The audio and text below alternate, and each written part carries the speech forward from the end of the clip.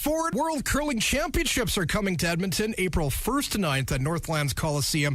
Joining us on the show this afternoon to talk a little bit about the big curling championships is Al Cameron, the director of Curling Canada.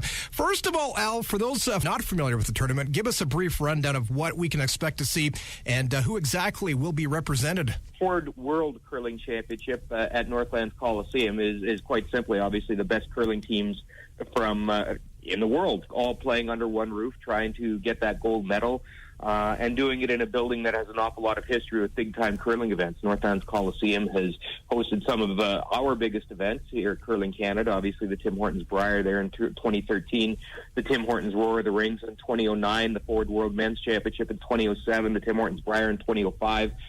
Always a great show in Edmonton, and the city of Edmonton just always seems to respond when we put an event there. So we don't expect anything different from April 4 to 12, or pardon me, April 1 to 9. I'm mixing up my events at Northlands, because it is a world-class show. You got a lot of the teams that will be in the Winter Olympics next year, Pyeongchang, South Korea, that will be competing there, and it's always, Canada against the world. Canada being the number one ranked team country in men's curling right now, and having that maple leaf, it's more like a bullseye for the other teams. So that's what we can expect to see. Canada's team will come out of the Tim Hortons Brier, which starts on Saturday in St. John's, Newfoundland. The other 11 countries still have to decide which teams are going to send to the Ford Worlds in Edmonton, and that process, I believe the deadline is a week from Monday.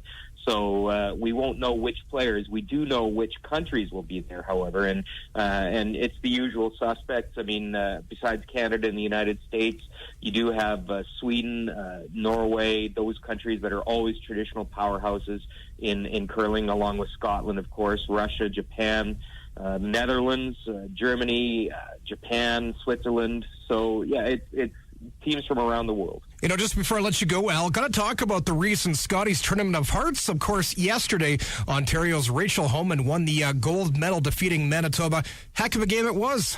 Yeah, the Scotties Tournament of Hearts in St. Catharines was just a terrific success on and off the ice. The city of St. Catharines really responded, and it was an amazing show. I had the pleasure of being there last night in St. Catharines, just got off a plane back home here in Calgary, and still kind of feeling the adrenaline of one of the best curling games I've ever seen. And I've seen a lot of them over years, and that one certainly stands up. So Rachel Homan will represent Canada at the World Women's Championship presented by Ford of Canada, and that starts in a couple weeks in Beijing, China. So Canada having a very, very good representative over in China.